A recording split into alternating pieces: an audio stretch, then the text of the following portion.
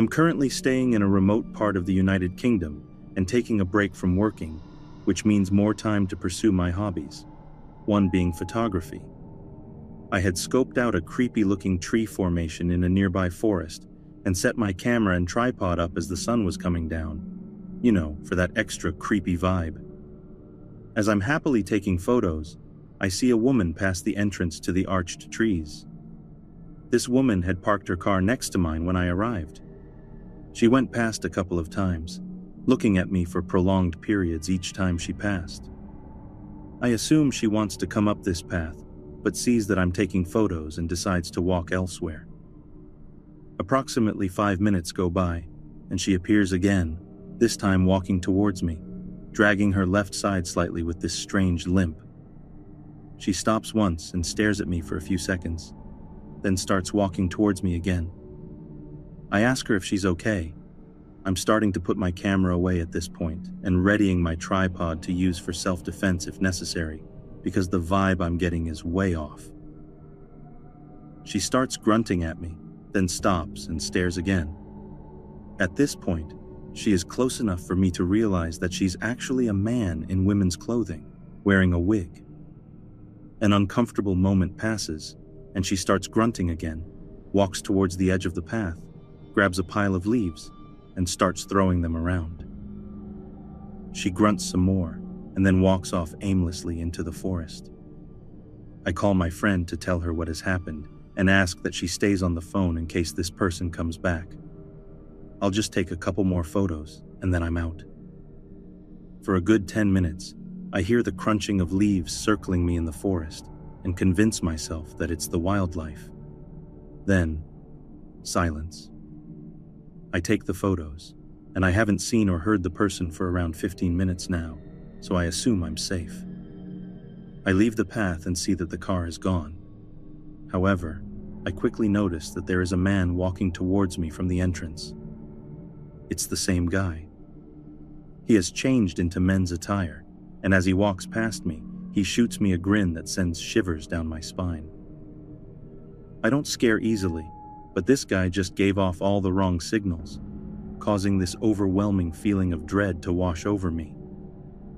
I'm still on the phone at this point and holding my tripod over my shoulder, just in case. I quicken my pace and get back into my car. As I do so, I see him come out of the lane I had been down, stop and look around, then start walking towards my car with intent. I video for a while and then haul out of there, driving past his car that he had moved down the road and thinking, what the fuck just happened?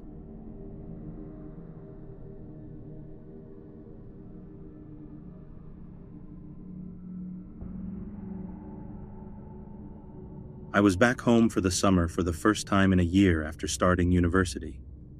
Our home was just outside of a small town with forests all around. There was also a small man-made lake, diverged from a river that ran for miles through the forest and ramified into a few streams east of the lake. Near my home, there was a small grassy path that led to the river following a stream. It was a long walk, but one I used to go on often as a child. I knew the forests well, and where I could cut through dense trees to meet the stream. The walk always led me off the path, which turned northwest slowly, away from the stream, and then took a sharp turn to the west after a few miles, at which point the stream was hidden deep in the forest. I'd continue to walk north and follow the stream through the forest to get to the river, then follow the river west to get to the lake. It's easy to get lost in this forest because the terrain isn't just a slope down to the water. It goes up and down, and you end up completely surrounded by trees.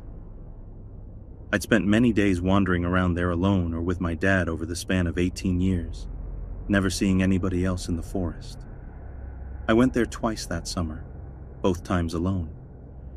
The first time, I left in the morning, walked along the path away from the stream to the sharp bend, then cut back into the forest. I reached the stream after an hour or so. As I was running my hands in the water, I heard a bell from far away, coming from the north. Something was making a bell ring fervently and periodically, which I found strange. I listened well, wondered if it was a lost hunting dog, and started moving towards the sound. I realized it couldn't have been an animal. The bell was too heavy, given how clear the sound was, to be on a collar. I kept moving, and the bell moved away from me. It stopped completely after 5 minutes. The stream wasn't big or strong enough to carry a bell, even enclosed in a tin, and the river was too far still. I thought of everything, but nothing explained the sound, apart from one obvious thing, which I just didn't feel comfortable with for some reason. I knew it had to have been a person. I stopped thinking about it and just walked on normally, until I found a badger. A bloomin' dead one, carefully decapitated. It had obviously been done with a knife. It was fairly fresh, the body was still limp, and there wasn't too much smell coming from it. The wound was full of maggots, but I knew that happened soon after exposure. The sound of the bell had been following the stream, and so had I. So, the badger was put there, maybe killed there, or at least decapitated, while I was walking that way. I suppose, I don't really know. Nothing else happened that day. 1 week later, I went back for the second time that summer, and the last time ever. I left home at around 6 p.m.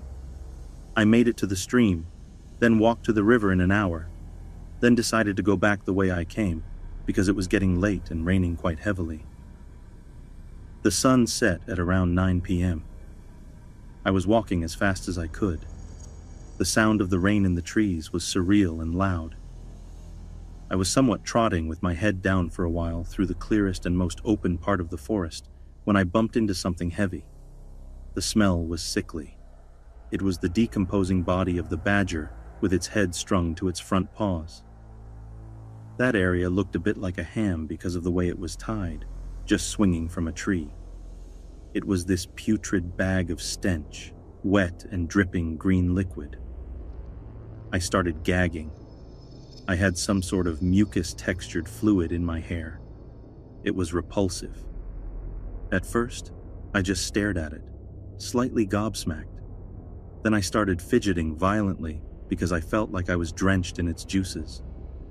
I was soaking from the rain, and my senses became confused. It felt like a bucket of ice-cold water had been thrown over me when I realized that I walked the same way to get to the river, so someone had strung up the body after I'd passed it on the way there. Someone knew I'd see it.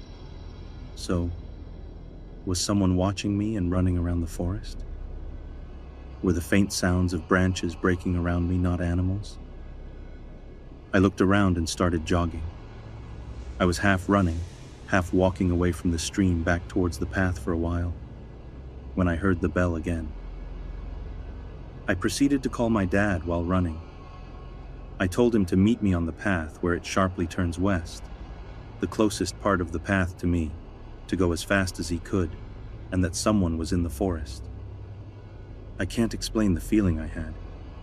It was like I just shat out my intestines and stomach. I literally felt the hairs on my neck raise despite being soaked. It was dark, and I jogged as fast as I could. I was panicking because the path was still a bit far away, just too far to feel safe. It was still raining. Every single sound was muffled. I felt like everything was further away than ever before. The bell went on for way longer than the last time, on and off. I felt like it was surrounding me at one point. The fear, combined with my compromised hearing and the fact that I couldn't flip and breathe properly, was making me slightly lose my sense of direction. I was automatically heading southwest, but I wasn't really sure what I was even doing. I was breathing like a goddamn horse, coughing my lungs up, kind of crying out loud, like a toddler does, tripping over leaves and twigs like an idiot. I stayed on the phone with my mum, who was on her way with my dad. I kept hearing sounds, but I wasn't sure what they were. My mum was screaming on the phone at the same time that they were on the path, that I needed to run, that my dad had gotten out and was heading east from the path bend. I was terrified, so I went into survival mode. I was doing the half-running, half-speed-walking thing again because I was out of breath. Then, I heard branches break, clear footsteps for the first time from down in the forest, and the bell ringing louder. I didn't want to, but I looked over my shoulder. That's when I saw what was in the forest with me. A tall figure creeping in my direction at the very end of the clearing, ringing this bell slowly in front of his stomach. I could tell he was staring straight at me. Now, I don't know if I had a hidden secret sprinting ability or instinctual adrenaline-induced superhuman powers, but when I tell you I ran for my life, I didn't look back once. I screamed as much as I could. I lied. "I'm on the phone with the police. They are on the path. Dad, I can see you. I'm here." I wanted to yell, "Dad, please, where are you?" But I kept that to myself. I felt like something awful was going to happen. I felt like the man was right behind me. I kept telling myself not to look back. I was gasping and wheezing, crying so hard and screaming for my dad. I felt shivers on my neck, and then switched off. I just ran. I even dropped my bag and only realized I didn't have it anymore when I was in the car. I felt like my phone was my only way home. Things no longer felt real. It was like my legs were moving by themselves. I didn't know if the man was still following me. I could only hear my heart beating in my ears and the bell. I finally heard my dad shout my name, and I knew he was coming my way and that he could see me because of the intonation of his voice. I pretty much lunged at him when we got to each other. My dad heard the bell too. My mom could hear it on the phone. She was waiting with the car ready to leave fast.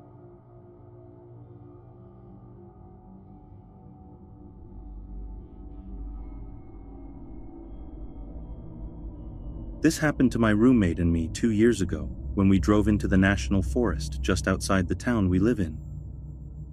We go to a small college in New England, about 3 hours from any major city. For context, this forest has quite a few urban legends surrounding it, and the local community, although they do go there often, have many superstitions about how to be safe while there.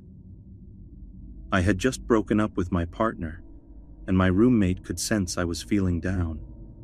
Finals were just around the corner, so she decided to help me get my mind off things and suggested we go to a nice spot she had found last week, just to chill and de-stress. We took a couple of beers with us and drove to this secluded spot in the forest. From the moment we left the main asphalt road in the forest, I saw a couple of things that unsettled me. You could see the abandoned houses of a ghost town from the higher ground the road was on, and we saw this old doll hanging from a rope on a tree. Creepy stuff, but we didn't really give it a second thought and kept driving. We got to a clearing, parked our car behind some trees, popped open the back of our SUV, and started talking and playing music. About 10 minutes into this, 2 cars appeared from the road and parked in the clearing. My friend didn't pay them any attention. She kept talking, but as I was facing them from where I sat, I couldn't stop watching what they did. A guy popped out of each car, talked for a few minutes, and then I saw them take out a long object covered in a dark plastic bag from the back of one of the cars. This is when I noticed these guys had guns, not shotguns, which I often see in this town, but handguns. Then they started lighting the bag on fire. I told my friend to get down, and she turned around and saw them for the first time.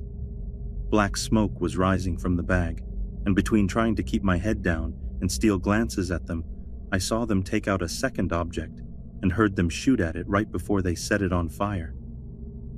I don't know how long my friend and I were lying there in silence, but it was definitely long enough to let the terror sink in and whisper to each other how much we loved each other in case this was what we thought it was. At some point, I looked up and saw that they were pointing at our car and walking into the woods, maybe trying to follow our tracks or look for us.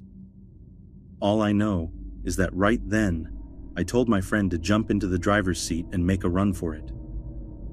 I shut the back door, and between that and the car starting up, the guys heard it and started running toward us, then ran toward one of their cars and hopped in. We went over a hill, and driving way above what was safe for dirt roads on a hillside, we lost them. We drove to a neighboring town and roamed around for a while, just to make sure no one was following us before we went back to our dorm.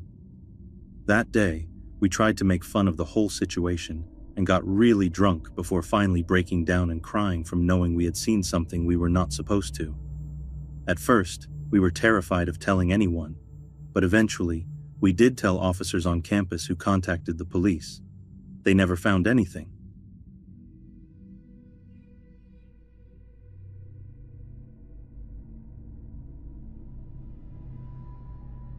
This happened a couple of years ago when I was 16. It was a warm summer night. On nights like these, my friend and I would often grab a pack of cigarettes and a bottle of beer each and go outside to enjoy them. We come from a really small town where everybody is somehow connected. So the only way for us to drink and smoke without our parents knowing was to do so in secluded places. Luckily, the town is surrounded by huge forests. We were both very familiar with them, since we practically grew up there. One night, as usual, we grabbed our forbidden contraband, some flashlights, and headed out. We took the path through the long meadow, which ended at the edge of the forest. From there, a path led through the forest, which was a 20-minute walk back to town over steep downhill terrain. At the place where the meadow and the forest meet, there is a gazebo with a fireplace where people go for picnics. As we were walking through the meadow, we would stop a few times to ensure from afar that the gazebo was unoccupied. It was around 11 p.m., and the night was incredibly dark. Even though we were out in the open, we had to use our flashlights to see anything. When we made sure that the coast was clear, we approached the gazebo to light our first cigarette. We stood there, puffing and talking, while always scouting our surroundings with the beams of our flashlights.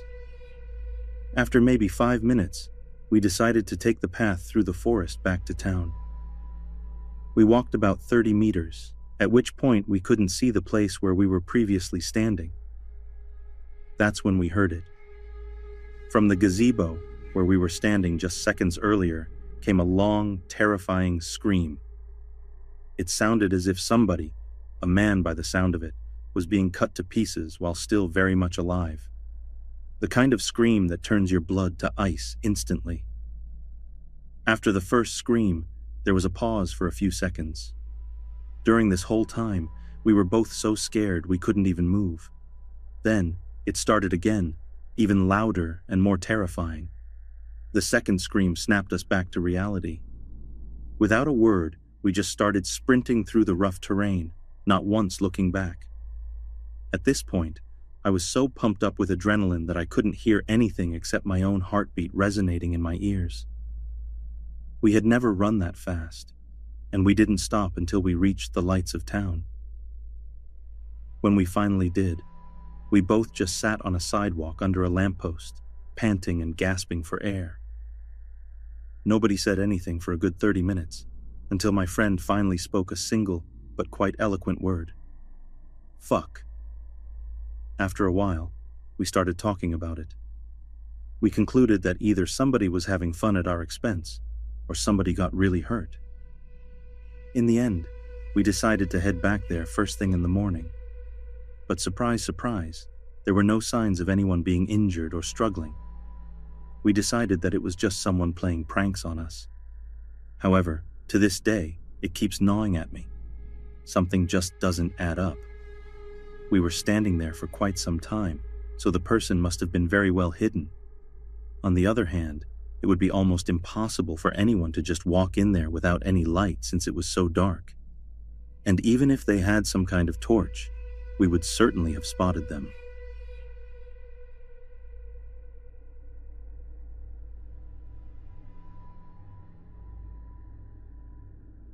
I worked in forest maintenance and forest agriculture for a while. Some friends owned a big plot of land in the Rocky Mountains. A group of us, all guys aged 18 to 38, would gather several times a year, go into the mountains for several days, and clear scrub brush, make fire breaks, and when appropriate, cut Christmas trees. This particular time, it was early spring, and our crew of 9, on 3 Gator 4WD vehicles, was at about 9,200 feet elevation. There was a fairly significant amount of snow on the ground. We had put in a long day's work, and were headed to camp until the old guy of the crew asked if we wanted to head to the slope. This was a nearly treeless slope, free of any large rocks, about 100 yards wide, with tracks of big trees on either side. We would go there, and using one of the gators, tow a tube downhill in the snow. It was so much fun. We got to the slope, set up a fire pit, cracked open the whiskey, and started having our fun. We all took several turns being towed. Jeff was the new guy, and the youngest, 18. We were giving him the craziest rides, swinging him close to the trees to freak him out as a sort of initiation. It was about 1 a.m., pitch black except for our dying fire, and lightly snowing. Not the smartest or safest thing I've ever done, but one of the most fun. Just as we were wrapping up one of the last rides and heading back to camp, Jeff freaked out. He was stumbling over his words and couldn't express himself very clearly. But finally, we got out of him that about 3/4 of the way down, he had seen a man standing a few yards into the woods. He was wearing a trapper's hat, one of those with a flipped-up bill and ear flaps like in Fargo, and a plaid mackinaw. We were all a bit skeptical. I mean, we were on a big plot of private property, at elevation, and in somewhat hostile weather. But we took the rifles off the gators, got our flashlights, and gave it a look. We didn't find anything, not even footprints. We chalked it up to inexperience, a spooky environment, and of course, whiskey, and headed back to camp about 800 feet away. Jeff didn't sleep all night. He was convinced he saw someone. The next morning, we drove the gators to the house on the property, got in our trucks, and headed into the little town nearby for breakfast. After breakfast, we were heading back to the property to say our goodbyes and go our separate ways. As we neared the intersection of the public dirt road and the private dirt drive to the house, there were several police cars and an ambulance. We stopped to talk to the police, who informed us the closest neighbors had found a body in the ditch as they were heading down the mountain. Police had followed footprints up the hill to the slope and then across a neighboring property to another perpendicular road. They asked if we knew anything, and of course, we told them about Mackinac Man. Sure enough, it was him. Self-inflicted gunshot, probably just minutes after we encountered him. Still don't know what he wanted, if he was any danger to us, or if we could have helped. Poor Jeff got his whiskey and meals paid for the next several weeks, but he still gets guff about it to this day.